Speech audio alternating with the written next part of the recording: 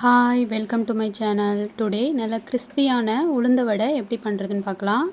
So இதுக்கு உளுந்து ஒரு 3 hours ஊற வச்சு நல்லா கிரைண்டரில் அரைச்சி வச்சுருக்கேன். இது கூட நம்ம வெங்காயம், பச்சை மிளகா, கருவேப்பிலை, 2 ஸ்பூன் அரிசி மாவு,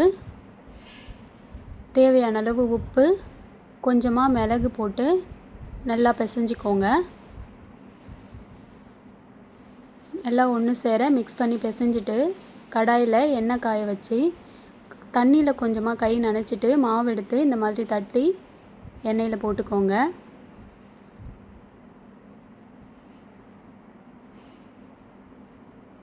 எண்ணெயில் போட்டு நல்லா பொரிஞ்சதும் 2 பக்கமும் திருப்பி விட்டு